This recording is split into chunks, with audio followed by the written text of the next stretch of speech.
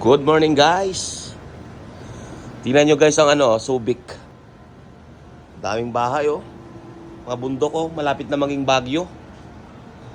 Yung mga bundok nila yung mga bundok nilalagyan na ng mga bahay Ayan tingnan mo. Hindi magtatagal ito guys. Tingin ko tong bundok na to, ano na yan, mapupuno na ng mga bahay yan. Tapos yun, yung dagat.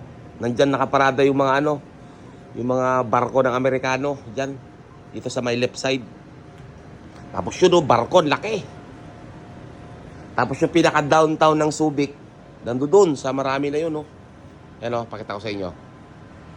Yan. Yan, nandiyan yung yung pinakabayan, pinaka-downtown city. Olongapo ata yun.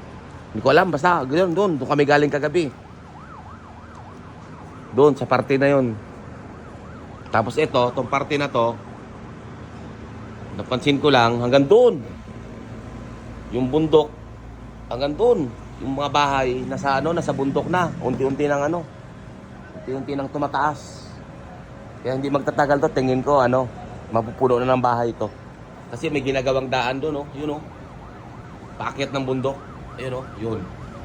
Yan Galing Galing ng development, kaso yun nga lang. Sa pagdami ng tao, yung mga bundok mauubos na rin. Babahayan na. Yun lang. Share ko lang. Maraming salamat. Bye-bye.